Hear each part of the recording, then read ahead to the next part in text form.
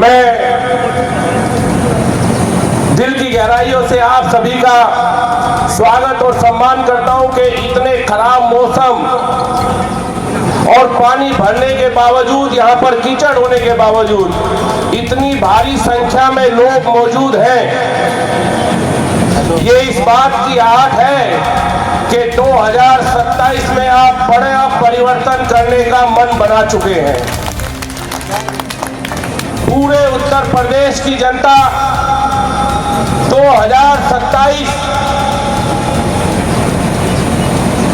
के इस चुनाव को अपने हाथ में ले चुकी है और जनता बड़ा परिवर्तन चाहती है। मैं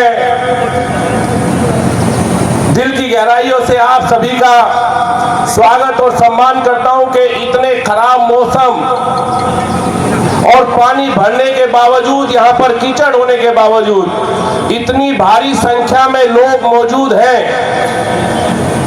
ये इस बात की आहट है कि 2027 में आप बड़ा परिवर्तन करने का मन बना चुके हैं। पूरे उत्तर प्रदेश की जनता 2027 के इस चुनाव को अपने हाथ में ले चुकी है और जनता बड़ा परिवर्तन चाहती है। और निश्चित रूप से 2027 में प्रचंड बहुमत के साथ पीडीए की एकजुटता के साथ समाजवादी पार्टी सरकार बनाने जा रही है। आज चौधरी परिवार से मेरा रिश्ता उतना ही पुराना है जितना पुराना मेरा सहारनपुर से रिश्ता है। मैंने पहले भी बताया था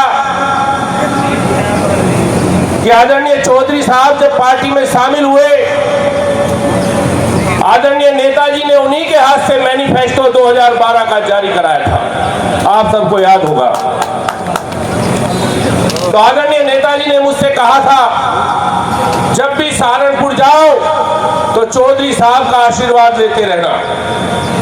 और मैं जब भी सहारनपुर आता था तो चौधरी साहब से मिले बिना नहीं जाता था, हमेशा उनका आशीर्वाद हमें मिलते रहता था। उसी तरह आज चौधरी परिवार का प्यार, मोहब्बत, खुलूस हमारे साथ है। हम और चौधरी साहब मिलकर सहारनपुर में विकास का एक नया इतिहास लिखेंगे। ये जो सरकार चल रही है, इसके पास नफरत फैलाने के अलावा कोई दूसरा एजेंडा नहीं है। इन्हें ना किसानों की चिंता है, ना नौजवानों की चिंता है, ना व्यापारियों की चिंता है। इन्हें सिर्फ चिंता है तो सिर्फ अपनी कुर्सी की चिंता है और उस कुर्सी को बचाने के लिए किसी भी हद तक जा सकते हैं। भाई को भाई से लड़ा सकते हैं,